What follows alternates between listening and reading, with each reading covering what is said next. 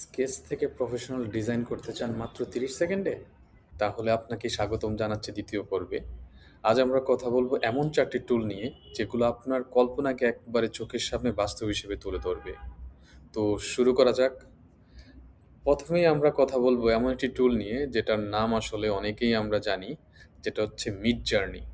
Fashion ইলাস্ট্রেশনের খুবই একটা effective একটা টুল। শুধু আপনি লিখে বলুন আপনি কেমন ডিজাইন চান, যেমন ধরেন একটা রয়্যাল ব্লু ব্রাইডাল লেহেঙ্গা কিংবা গোল্ডেন জরির কোনো ধরনের কাজ সহ এআই আপনাকে একেবারে বানিয়ে দিবে ম্যাগাজিন কোয়ালিটি কনসেপ্ট এবং রেন্ডার সহ। মুড বোর্ড আর কনসেপ্ট প্রেজেন্টেশনের জন্য এটা একবারে নাম্বার ওয়ান।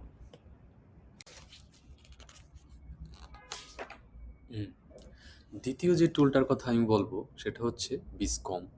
এটা জাদুর মতো কাজ করে। আপনার হাতে আঁকা রাফ স্কেচ আপলোড করুন, এআইকে সেটাকে একেবারে ফটো রিয়েলিস্টিক রেন্ডারে বদলে দিবে। স্কেচিং জানলে যথেষ্ট, রেন্ডারিং এআই অটো করে দিবে। এ নিয়ে আপনার কোনো ধরনের কোনো টেনশন প্রয়োজন নেই। অবশ্যই আপনি হচ্ছে নিজেকে জাস্ট কি করতে চান সেটা প্ল্যানটা ঠিক করুন।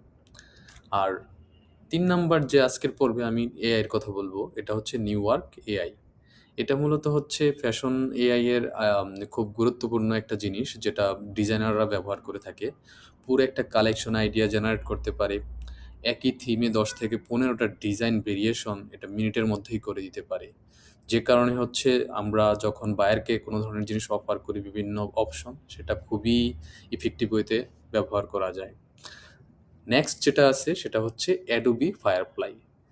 এটা ডিজিটাল ডিজাইনের জন্য বলা যায় যে একটা মাস্টার একটা টুল, যেটা ছবি জেনারেট করুন, এডিট করুন, ব্যাকগ্রাউন্ড বদলান, এমনকি যে কোনো পোশাকের হচ্ছে রং বদলে দিন, সবই একটা টেক্সট কমান্ডের মাধ্যমে।